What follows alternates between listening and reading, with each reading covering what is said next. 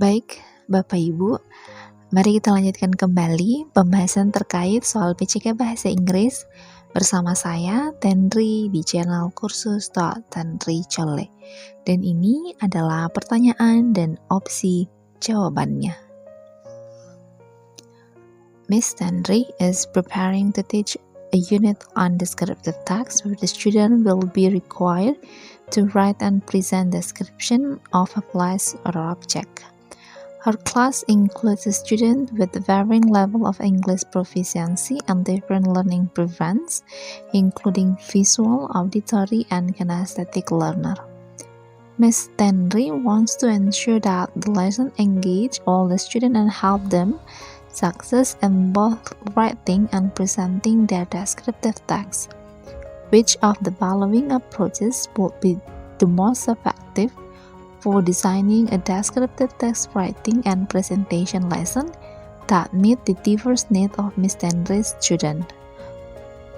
Click on the correct statement for the situation above. That can be more than one correct statement. Statement A. Assign all the students the same descriptive writing text and presentation format, regardless of learning style.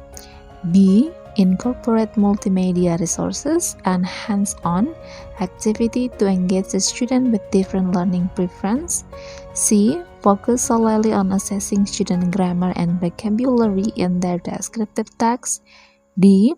Provide scaffolding and additional support for students with lower proficiency level, such as the sentence starters and graphic organizer. And the last E. Require the student to memorize and to see their descriptive text to demonstrate mastery. Baik, sekarang kita mulai seperti pada video-video sebelumnya.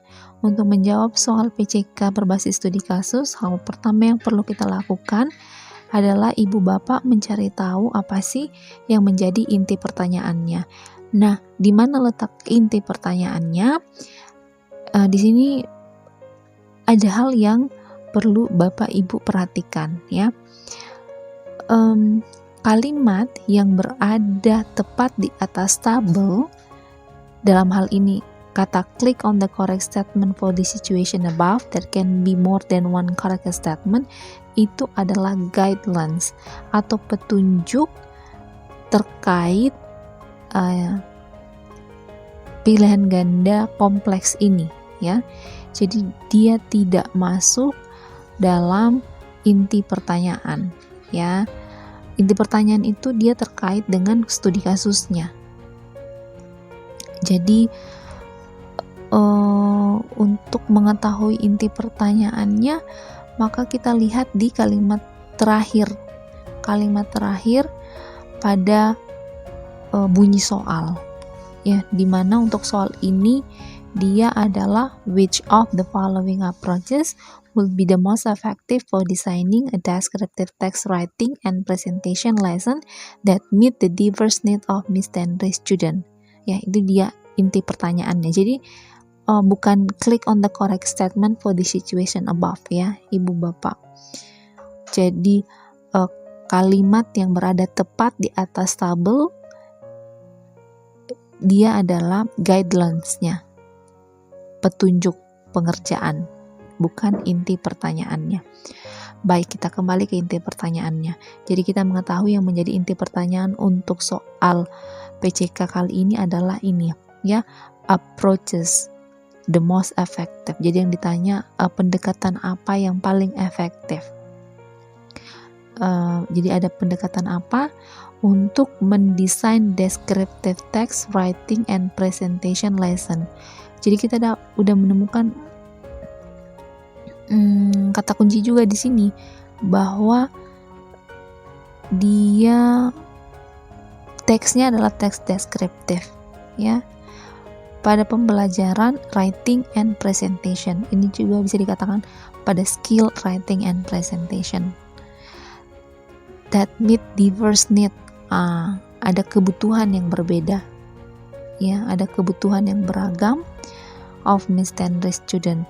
Jadi sebenarnya di sini kita sudah menemukan menyiapkan inti pertanyaan plus kata kunci, di mana inti pertanyaan dan kata kunci yang kita temukan ini dia kalau diperhatikan ini dia udah kompleks sekali, dia sudah lengkap banget ya Bapak Ibu. Sebenarnya kita udah bisa menjawab pertanyaannya sebenarnya tanpa membaca teks secara menyeluruh kayak gitu, karena di ujung-ujung kalimat ini aja ini udah lengkap sebenarnya ya. Jadi dia ditanyakan apa approaches pendekatan yang paling efektif untuk mendesain pembelajaran apa, descriptive text yang berfokus pada apa, writing and presentation, di mana ada kondisi tertentu. Kondisinya apa? Ada kebutuhan yang berbeda. Kalau kita mengatakan ada kebutuhan yang berbeda, ya, kebutuhan yang berbeda-beda biasanya itu dia terkait dengan keberagaman peserta didik. Ya, keberagaman peserta didik dalam hal ini bisa saja tingkat kemahiran bahasa Inggris yang berbeda, preferensi belajarnya yang berbeda, seperti itu. Jadi sebenarnya ujung kalimat ini aja sebenarnya dia udah komprehensif ya, dia sudah lengkap. Oke, itu dia terkait inti pertanyaan plus kata kunci yang kita peroleh dari ujung-ujung paragraf. Tapi untuk lebih pastinya kita coba baca ya soalnya Ibu Bapak secara menyeluruh dari yang paling atas ya.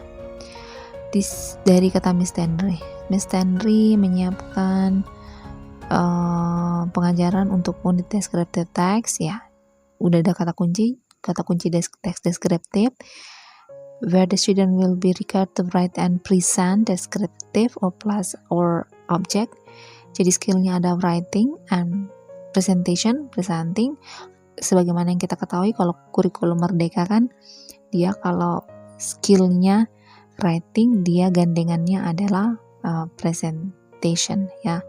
Kalau misalnya speaking dia gandengannya adalah listening atau menyimak. Kalau reading dia memirsa atau viewing ya. Di sini writing berarti writing and presenting.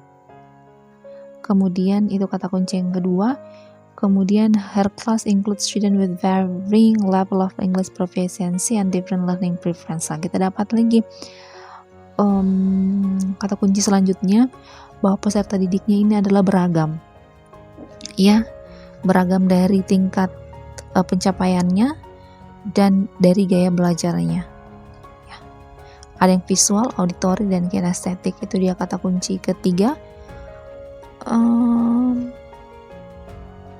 Jadi kata kunci yang kita dapat tadi ini sama dengan kata kunci yang kita peroleh pada kegiatan mencari inti pertanyaan di ujung-ujung kalimat ya Ibu Bapak.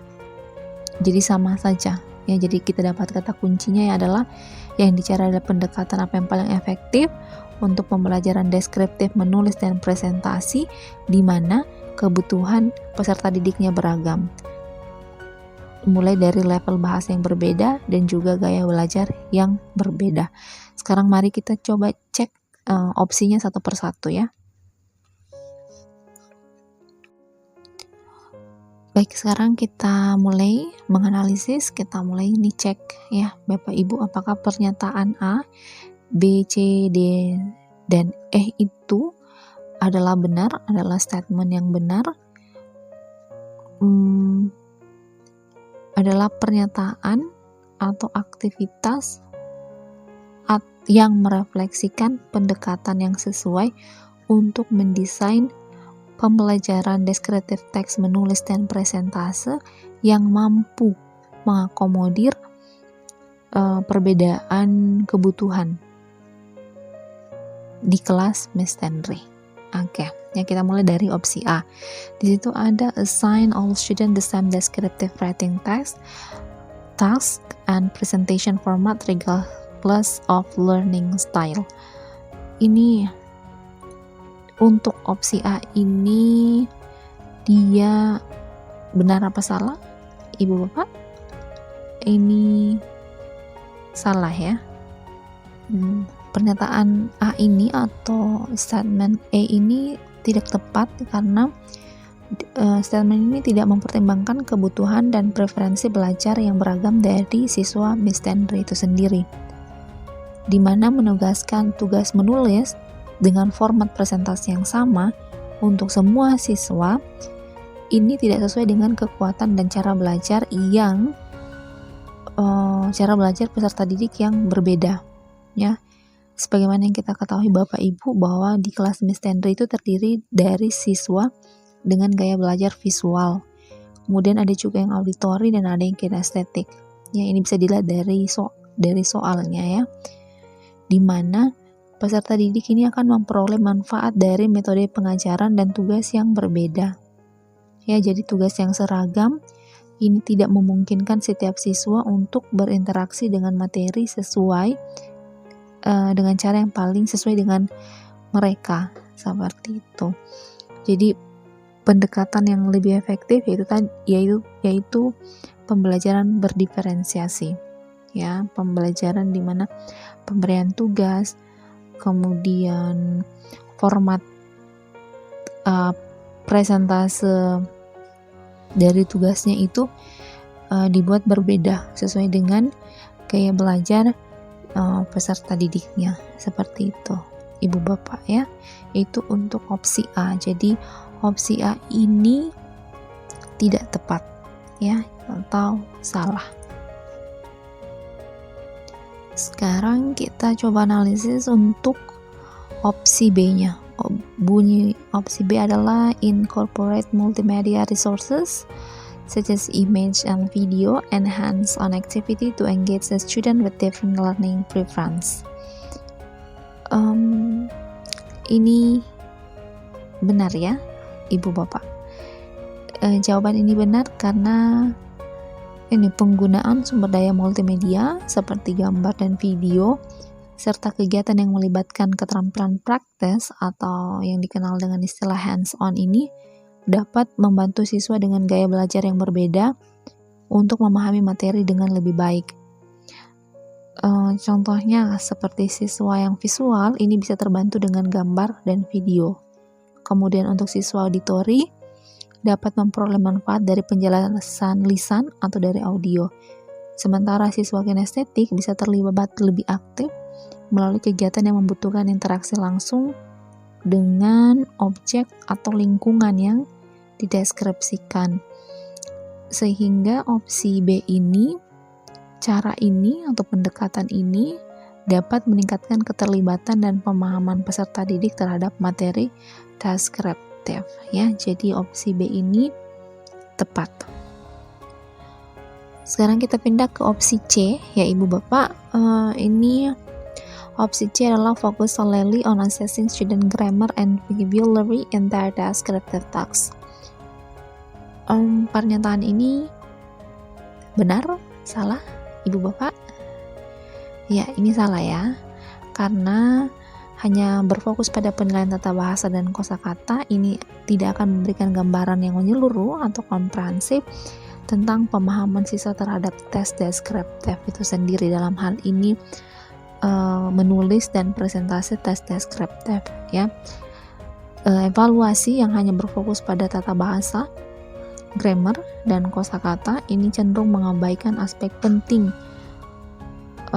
lainnya, khususnya untuk pembelajaran menulis dan presentasi, seperti kemampuan menyusun teks deskriptif yang menarik atau yang sesuai dengan penggambaran tempat atau objek, di mana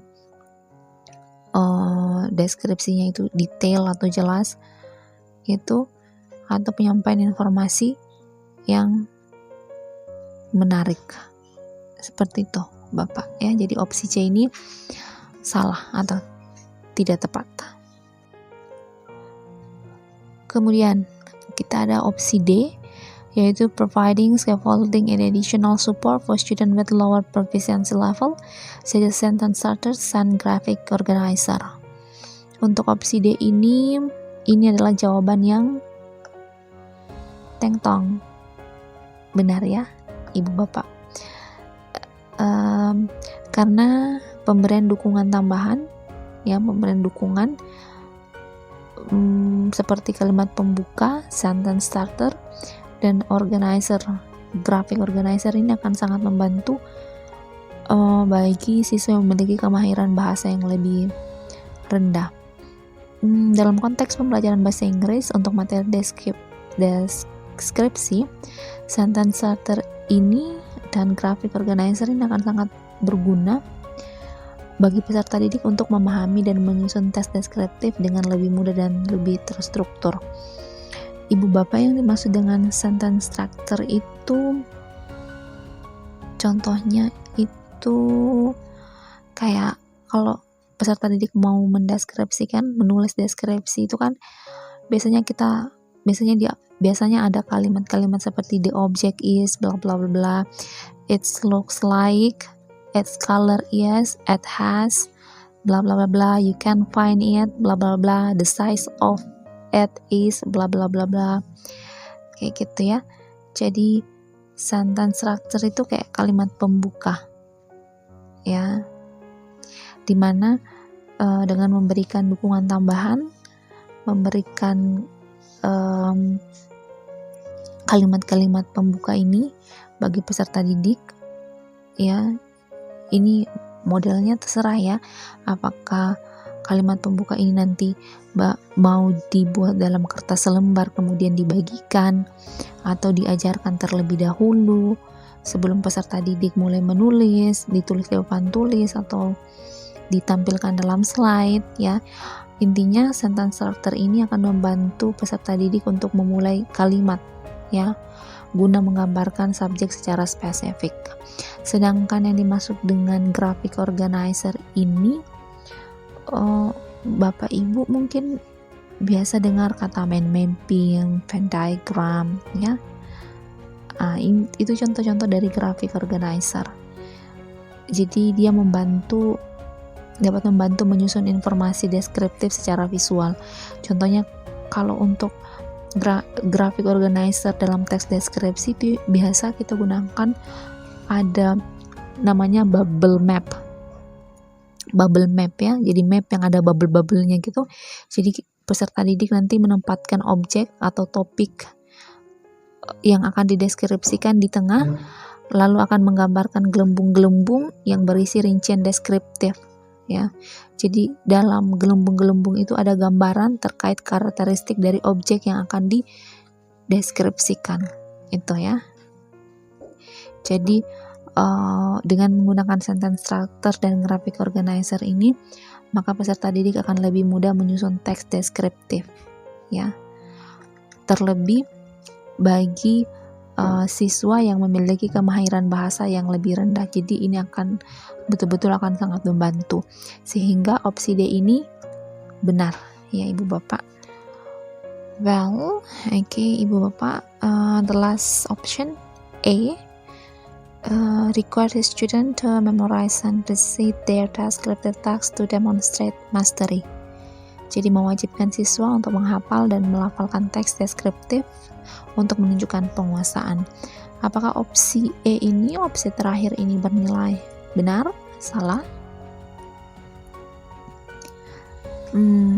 Ya, ini pernyataan ini bernilai salah ya Ibu Bapak, karena metode hafalan dan pengulangan teks itu dia tidak efektif dalam mengembangkan kemampuan deskriptif siswa, khususnya untuk keterampilan menulis dan presentase, ya.